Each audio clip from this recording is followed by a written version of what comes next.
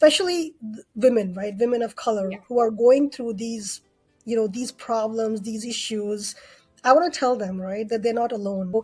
You study, you excel, but you do it in order for you to raise a family, not to have a corporate job from 9 to 5. Husbands would also contribute equally, because they didn't know about that kind of world in their head, because they thought the girls had to take care of both sides. Now, if you look at India, you look at girls, everybody's working now. Had an internship opportunity with them, and my next job, I got it within a week. I was a heavy hitter at my work. So that kind of gave me the platform. So during my interview process, I made it very clear to them that I want to get to a partner. What does it take to get there? Because once you get in, then there's no looking back. Resistance that came because I wanted to come to US to do further studies. Especially coming to United States was such a rare thing for a girl. And they wanted to fulfill my dreams. When you decided to quit, it was a quit to preserve your self-respect, which not many people are able to do. But yes, there was a lot of pressure from society that for me it was a thing of my mental health, right? But that was a mindset, right, that we lived in, and something that we had to work through at that time. I mean, you should learn from other leaders. I think that's what will set you up for success. I should have gone to the leadership and said, okay, these are the things that I'm doing, and you keep talking about it till the time they really get it, that yes, you are achieving all these things. In this episode, we're joined by Jyoti Dalal, a partner and executive leader in the United States, whose journey spans from growing up in Delhi to rising to the highest levels of corporate leadership.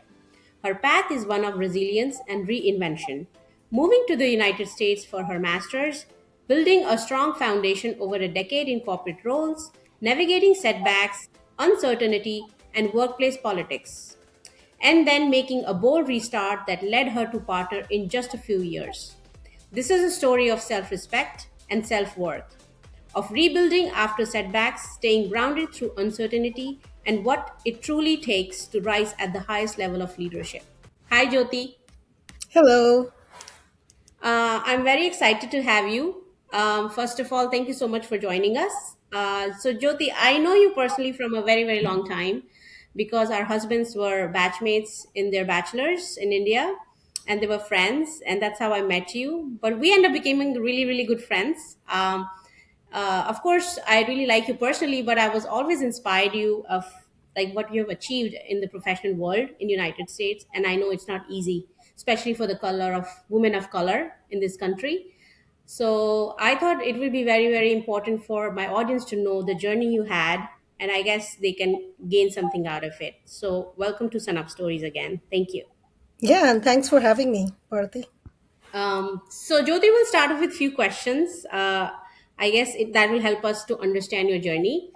My first question to you is: you grew up in a traditional environment in Delhi, where there was a lot of pressure to prioritize marriage, yet your mother stood firmly behind your further education, despite resistance from extended family. So, can you help us understand our audience what that time was like for you? Yeah, and this takes me back probably 20, 25 years, right? Growing up in North India, Delhi specifically.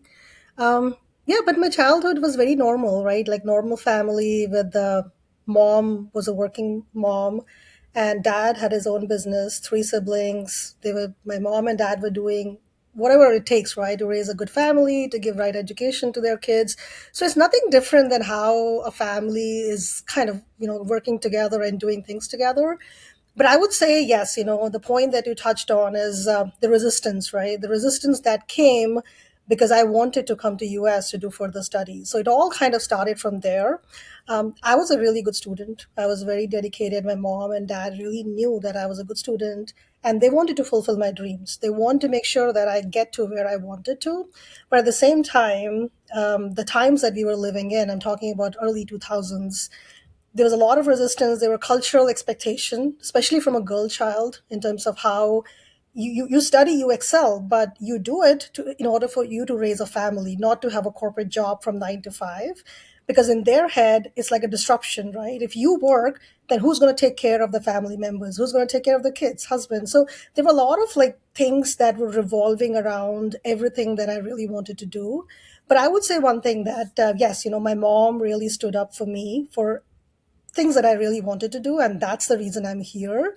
If she didn't push me, I would have been in India. I would not have been here. So it's all because of her. I do want to give her all the credit that she really deserves. But in terms of me coming to US, it I didn't have I didn't plan for it till I was in 12th grade. I was just going with the motion of getting my studies done, board exams, getting good grades, but I didn't know where I was going with that. So after getting my 12th grade done, I got into bachelor's of accounting. There was a reason I chose accounting. I was not interested in technology. I was not interested in like medical. So the only options that was left at that time is commerce or arts, right? So commerce for me was, okay, I want to go into accounting because I was good with the numbers. I was good with math. So in my head, I was like, let's go with accounting. But I didn't think about, again, I didn't know that I'm going to go MBA accounting. It's just like, let's do like, bachelor's in accounting. So once I did bachelor's of accounting from India, that's when a lot of my classmates started going out to do further studies. That's where it all started from. There's a thought that came in my head that why not I go? Because if everybody's going, I had better grades than them, why can't I go? I come to Hmm. my mom and I'm like, okay, I want to go to US. And she's like, she looks at me as if like I was like doing something. She's like, okay, are you serious? Are you joking? Like I still remember that conversation, but it certainly was a serious thought that I started with, and Hmm. it became true for me in probably 1 year down the line. But I kept persisting. I kept asking for that thing again and again, so that my mom and even my dad, right, my mom would have stood with me, but my dad had some hesitation because he was more influenced by the cultural norms than my mom. So my mom would have been fine, but my dad, to convince my dad was another thing. But it all worked out because I was very persistent. I was like, I have to go, I have to go. And my sister was here, so that kind of added another support. Otherwise, it would have been more difficult. But, I was, because my mom and dad really know that she wants to go there and make a life for herself. It's not that she's going there and she's going to enjoy like the freedom and the everything that comes along with coming to US. But they Yeah. knew my dedication. They knew that she's very serious, and it all worked out. It all worked out in a way that we really wanted to. But yes, there was a lot of pressure from society, a lot of relatives. They were not happy that you're sending a girl child by yourself to US. I would say I was the first one in my family, and even like the cousins and everybody that I knew of, there was nobody, like no girl who went outside to study. So I was really the first one in a whole community who came out. So it was definitely, yeah, it's a big thing now. We look back at it. My mom is really proud for what we really did. But at that moment of time, it was hard and challenging, but we worked through it. Yeah, and I totally relate to it because I had a similar story myself. But especially coming to United States was such a rare thing for a girl, especially from the state we come from, which is Haryana, which is highly patriarchal. Boys get more opportunities than girls in generally, and for them to trust you and even spend, like, I remember you said your mom invested in education for you for this particular journey. Not really a lot of parents do that, and they don't even allow. I remember in those times they would not even allow them to, even like, they would let them study but then not give them the opportunity to find a job, or Yeah, it was that hard. So for yeah, you to come to United States with the support of your parents, of course there was a hesitation, was a big thing. I just want to yeah. mention, because my And audience would not know how hard it was at that time. yeah, yeah. And I don't know if you know, Bharati, but I think one thing that I kept hearing as I was growing up is my mom, my relatives, everybody will be like, okay, study, but become a teacher, right? Everybody would say, oh, become a teacher. Why you Totally. want to become a teacher? Because You you can can do handle your the job, family. and at the same time you kind of raise your family, right? You're not going to ignore your kids. So it's not to fulfill your own dream, but it's because you want to take care of your family, right? At that Yeah. time, it didn't resonated. I'm like, okay, you know what? She wants me to become a teacher, but I never wanted to become a teacher. I'm like, no, that's out. But that was a mindset, right? That we lived in, and something that we had to work through at that time. And a similar conversation I had with my mom. My mom was a teacher and she wanted me to be a teacher too, because she said you will be able to balance your family and work together. Little they know, they were actually doing extra work themselves. by doing. Hmm. They didn't realize the world actually going to change eventually, where husbands would also contribute equally, because they didn't know about that kind of world in their head, because they thought the girls had to take care of both sides, like professional world and personal life themselves. So they knew the amount of work it will take. So that's what they were Yeah. suggesting for us to have that kind of a job where we can manage it all. Yeah. Yeah. But we live in a different world altogether in today's time. So thanks to that. Yeah. Um, And I think the current landscape has completely changed, right? Now, if you look at India, you look at girls, everybody's working now. People are yes, working in Amazon, they're working in Google. So the times have changed. So I'm glad like you and me kind of went through that process to get to where we are so that we can also support our family. Otherwise, we would have been like just sitting somewhere being teacher, not being able to do things that we really wanted to. So I think it happened for a reason. true, so true. Yeah. Okay, so let's go to the next question, which is, you moved from a protected upbringing in Delhi to living independently in United States. What was the hardest internal shift you had to make during that transition, and how did it shape you as a person? So when my visa got accepted, right, I came to US in 2002. That was a time when I got admitted to college and I came here. And although I was very excited about it because that's what I wanted, but in a months of time, I quickly realized that it's not a joke, right? It's something that it's really hard and challenging to live in a different country coming from like being very protected, very shielded, right? There was kind of a safety net around you all the time. Your parents, your siblings, they provide all the kind of support that you need in India. Coming to US, where I was in a college where I didn't know anybody, I had no social circle, people didn't know me, I didn't know them. So it was very hard. It seems like I was just kind of trying to find my way out to build the right foundation because I just didn't have anything at that point. And it's like finding my own identity. I was like, I don't know who I am. It's completely changed everything for me because I had to manage my own expenses. I had to buy a car. I had to like do so many things, right? Which my mom and dad, everybody was taking care of in India. So coming here studying at the same time, even thinking about the college expenses, that was a big thing, right? My mom and dad gave me the first semester tuition when I came here, but then I didn't want to ask money I didn't want to ask them. I'm like, you know what, I want to be self-sufficient. How do I do that? So there were a lot of things that I had to work through, but it was a very hard and challenging situation for me where I had to build everything from scratch and find a version of myself where people can really trust me with things because it was just a brand new country. And even I would say the smallest of things, right? Like English speaking. Yes, we could speak English, but the accent is completely different, right?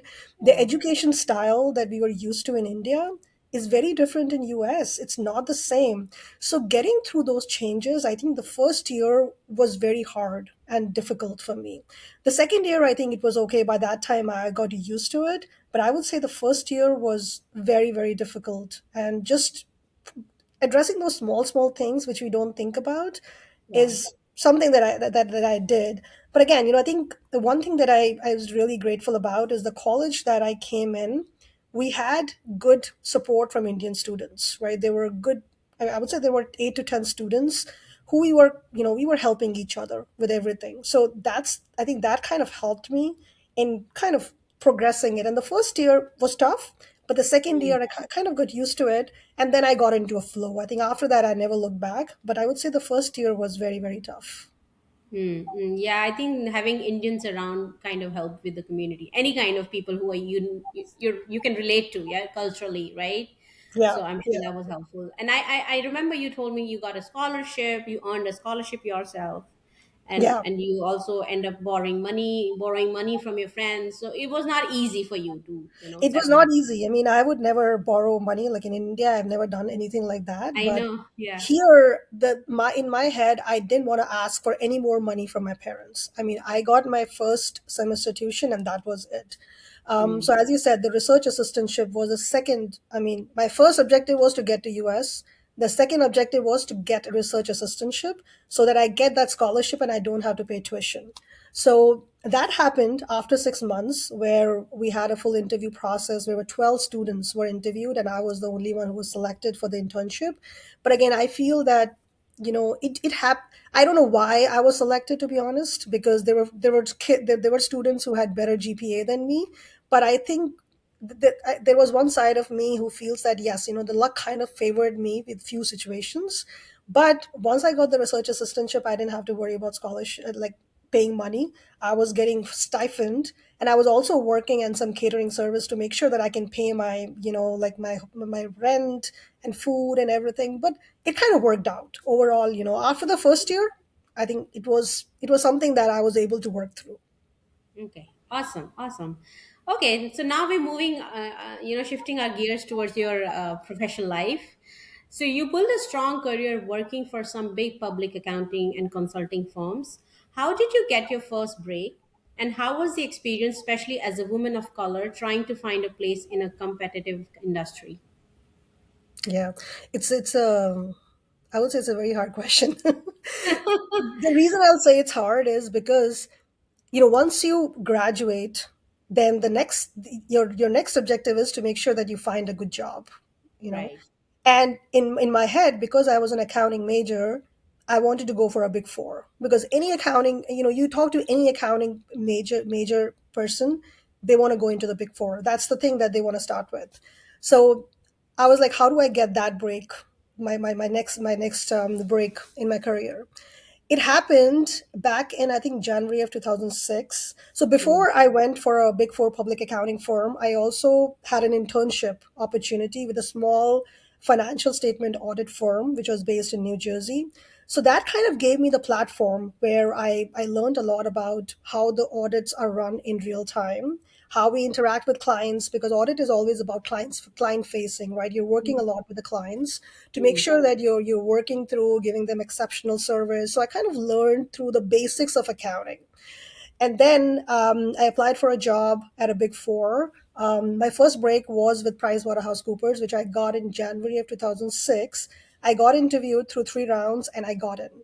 That was January 2006, and it was, I think my biggest dream that came true when I was offered a position at PricewaterhouseCoopers. It was still a very junior position, but for me to get in was a huge thing, because once you get in, then there's no looking back, because then you right. have a big four experience, then you can build on it. And in between, right, as I was going through my big four experience, I also cleared my CPA. I was, again, Mm, was very clear in my head that I have to get a CPA, because certified public accountant is a huge accreditation for any accounting major, because that way you are golden in this accounting field. So I cleared my CPA. At the same time, I got an offer from PricewaterhouseCoopers, which I think turned into a very golden opportunity for me, which was back in 2006. okay. Um, so the things took an unexpected turn in one of your firms. So can you please share what happened and how did you process that moment? Okay, so now I'll cover the time from 2006 when I got that position, Sure. and then from 2006 through 2020. I'm talking about 14 years. 14 years I was in a grind. When I say I was in a grind, I was working probably 50, 60 hours a week. And I think my husband can vouch for it, that I was really, I really, remember that time. yeah, I was working really, really hard, because I wanted, my big dream after getting into the big four is to get to the partner level. Again, partner is, again, the highest level of position that you can get into any accounting firm. Mm-hmm. It's a very big dream, to be honest. Like, if I think about it now, getting to a partner is not a small thing. Getting to a partner means that you are literally an owner in the firm, right? And Mm, not a lot of people get it. It's only about 2% of the folks who enter the accounting industry will be partner someday. That's the extent of the success rate that you have at a partner level. But in my head, I was like, I want to get to the partner level. Now, what do I do? So I continued my journey with big four accounting firms, from 2006 to 2020. And it all went fine, right? I progressed from senior to manager to experienced manager to senior manager to director. In 14 years, I went through those 6 layers pretty quickly. And I went pretty quickly because I was technically very smart. I wanted to make sure that I was a team player. I used to work really well with teams. I used to deliver excellent client services to my clients. So I was really good, right, in terms of what brings everything together. But I would say in 2020 was a time when it hit me that it's okay to get to a director level, but beyond that, it's very difficult to get in a professional environment, especially for a woman of color. It's not easy. Before that, I used to think, no, I'm going to get a partner. It'll be okay. Everything is going well. But that was a point in 2020 when I thought that things were not going, the way that I wanted to. And it's a kind of a personal story, so I'm not going to share too much about it, but I really want to tell you the lesson that I learned out of that story. So back in 2020, I was up for my next promotion from the director going to partner. That was my next promotion.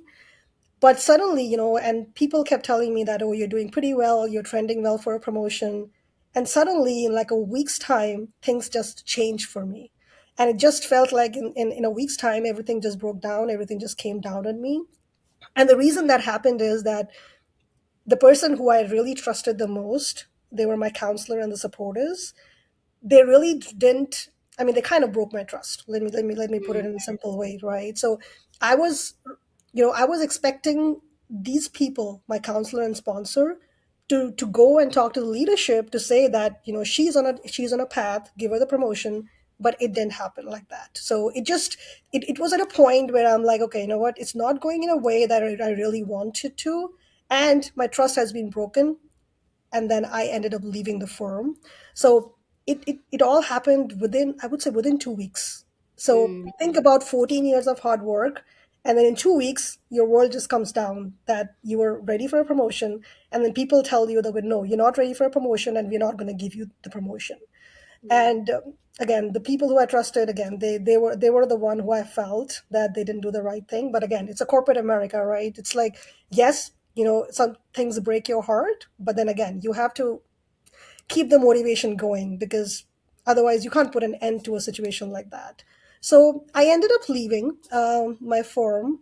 But then what really happened is that I at that time we were planning a move from New York to Dallas, and that's Before when. before you go to that part, actually, I want to mention it to my audience that when you decided to quit, it was a quit to preserve your self-respect, which not many people are able to do. Have that confidence in themselves, because everybody's worried about, like, how I'm going to pay the bills, how I'm going to take care of my family. And to add that, your husband didn't had a job that time when you quit, so both of you were like without jobs, right? So I'm sure that Mhm. was a very, very tough decision for you to stand up for yourself and quit the job, even though even your husband doesn't have a job. So Yeah, kudos yeah. to that. I would just want to mention that. Yeah. Yeah, and I had no other option, Bharati. I had no other option, right? Or else I go there, and every day it was a pain, right? Going back to work and looking at these people to say, they didn't do the right thing by you, and you still have to Mm, work in this environment, right? So it yeah. became so toxic that for me it was a thing of my mental health, right? I had to leave, or otherwise I'll keep suffering, right? So that's why Mm, I kind of gave up at that point. And sometimes, now looking back, I feel that maybe God has a different way to tell me that your time is over and we have something better planned for you. Because I know we'll talk about my next journey, but that's what happened. Within a week's time, I got a better opportunity, right? It just happened really quick. I would say within 3 weeks, within 2 weeks I left, and in the next week I had a job offer in my hand, which kind of went long way, right? So all in all, I feel if things happen for a reason.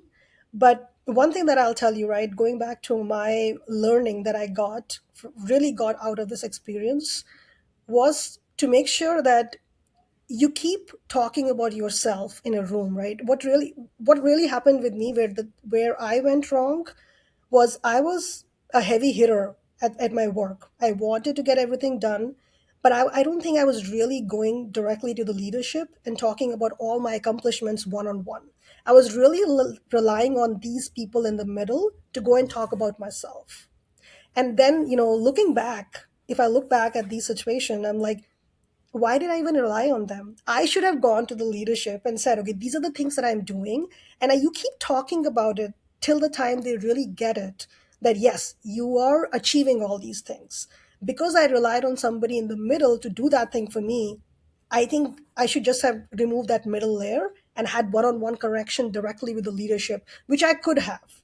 But Right. I don't know why did I not think about it, but it's like a learning for me. It's a lifelong learning for me, which I'm like, okay, now I'm for my next job, I want to make sure I have one on one connection with the executive leadership, telling them what all I'm doing and why I am such a deserving candidate to get there. So that's the biggest learning that came out of it.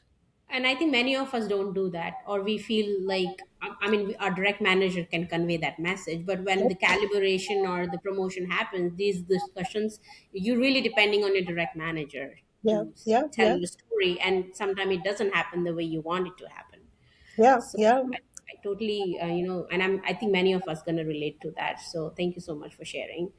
So, what motivated you to move from New York to major accounting role in Dallas? That was a big move, and Hmm. taking on a new market like Texas. Also, after making partner in 2024, what did that achievement mean to you?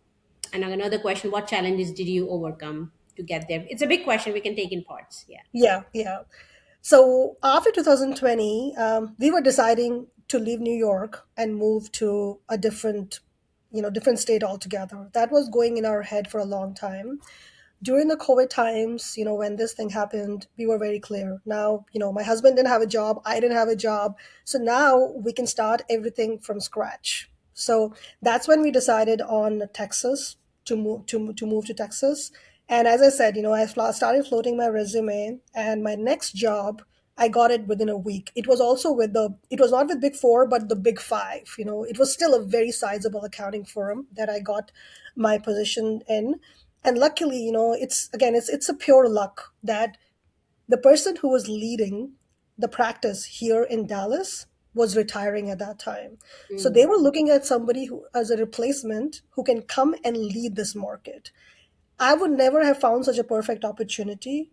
It's like somebody's retiring, you are stepping in, he's already a partner. I'm like, okay, if I come in, so during my interview process, I made it very clear to them that I want to get to a partner. What does it take to get there? And the person who interviewed me, he was a golden person who interviewed me. He's the one who actually hired me, and he's the one who actually got me the promotion after 4 years. But he was very clear to me that this is the goal, this is the objective. As long as you get there, I will get you the partner promotion. mm. And coming from all these wounds that I had from a different employer, I didn't know how much to trust him. But I'm like, okay, you know what, I had no other option. Let's take this opportunity and go on with it. Now, coming to Texas, I was coming in a brand new market.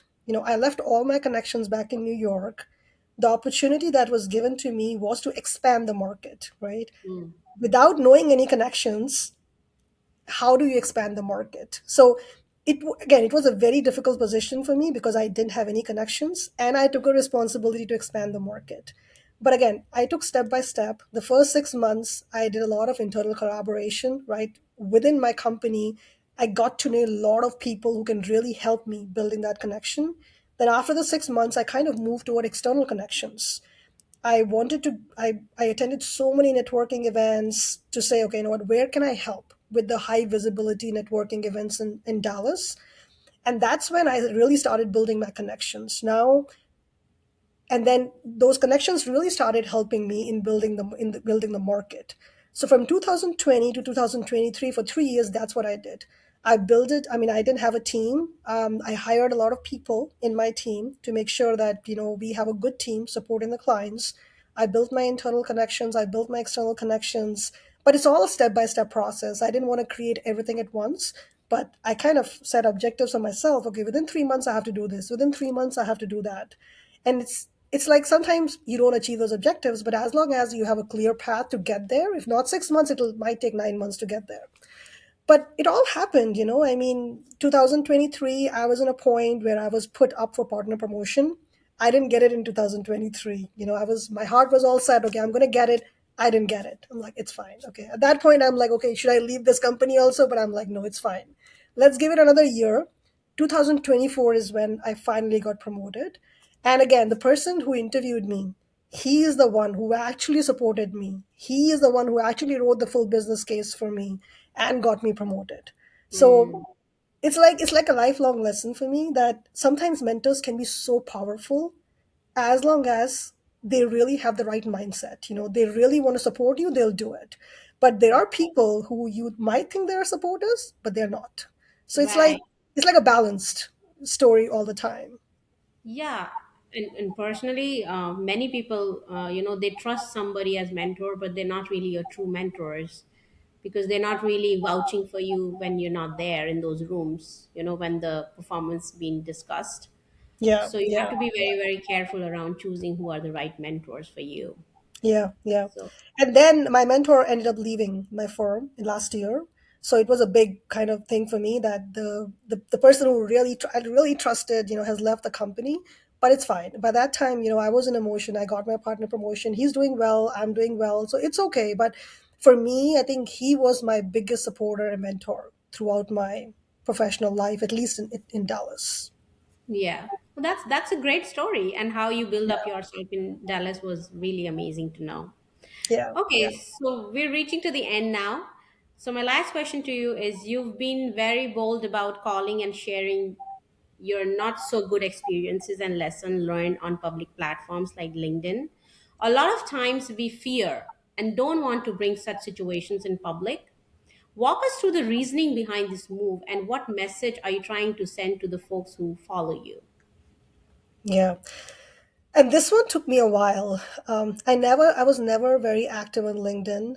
It all started, I went active on LinkedIn because I really wanted to expand my presence in the Texas market. It was all because of the opportunity that was given to me. But so soon, soon I realized that if people can really learn from my experience, then why not, right? Especially women, right? Women of Yeah. color who are going through these problems, these issues. I want to tell them, right, that they're not alone.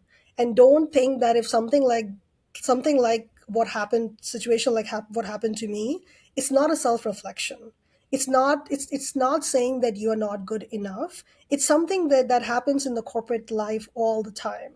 you know it's okay, it happens, but what do you learn out of it? How do you move forward? I think those are the things that really matters. And it was, for me, it was a lifelong lesson in terms of how I use those situations to my advantage, is what I really wanted to convey to everybody. And now, not even on LinkedIn, right now, if I go to networking events, I don't shy away from sharing my story.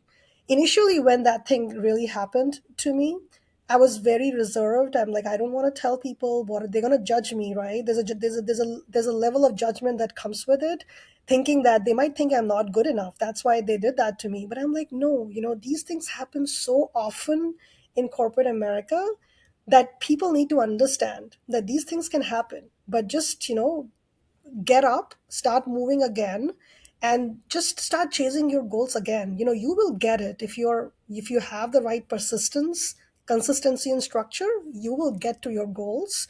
And that's the motive behind it. I mean, I don't have any personal motive, but I just want to tell people that if I can get there, you guys can also get there.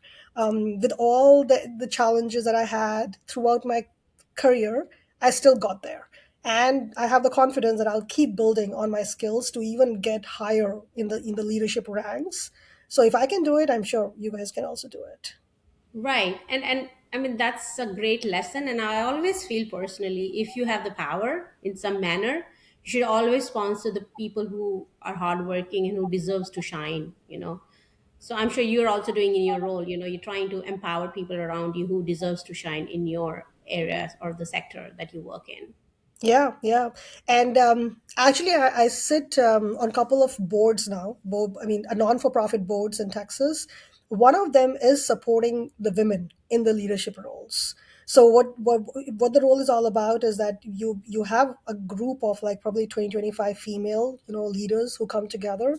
They share their experiences, and we talk about how we can bring other women leaders in our group, and we can motivate them to see how they can also climb the ladder. So there are a lot of opportunities like that, and I would say take advantage of those opportunities if you have a networking group, especially focused on women leaders. The whole purpose is to make sure we can bring all those women right into the leadership positions. And a lot of times we don't get visibility, we get sidetracked with a lot of things. But in terms of how do you approach those situations to kind of address and navigate those situations, I mean, you should learn from other leaders. I think that's what will set you up for success. Definitely. I think it's a learning, journey. Everybody's learning from their own experiences and everybody else's experiences. So thank you so much for sharing your story. And I think leadership starts with believing that you deserve a seat at the table. If you start believing that, then there will be a problem. But like, you believe that you deserve that seat, no matter you are the only one, or you have barriers in front of you, but you believed in yourself, and that's why you are today, right? Yeah, So yeah, yeah. And somebody once told me, right? I think going back to your statement about having a seat on the table, there was a women leader. Actually, I went to a networking event, and there was a women leader who told me once that tell them if you don't have a seat, you will bring your own seat to sit on the table, right? Be bold enough to tell them. When they see that boldness coming from you, they will step back. So, I right. mean, that's a very powerful statement. I never thought about it like that, but Yeah, that's how you learn from each other. right. Even President Obama always say, do not let anybody say that you do not belong to this place. Everybody belongs here, Yes. Yeah. wherever you are, in whatever environment you are. Nobody should tell that you do not belong. Yeah. So, Yeah. so thank you so much. Yeah, and you'll get all sort of people, right? You'll get supportive people. You'll get people who might just put a lot of roadblocks. But how do you navigate around it? That's what's. I mean, at the end of the day, it's all about people skills, right? You can be the best technical person in the world, but if you don't have people skills, you're not going to go too far. That's true. That's true. Well, thank you so much for your time, and I had a great conversation with you. I hope you too. Yeah. And I cannot wait to release this episode to everybody. I'm sure many people will relate to it, especially women of color. So thank No, you so much. thanks. Yeah, thanks for having me.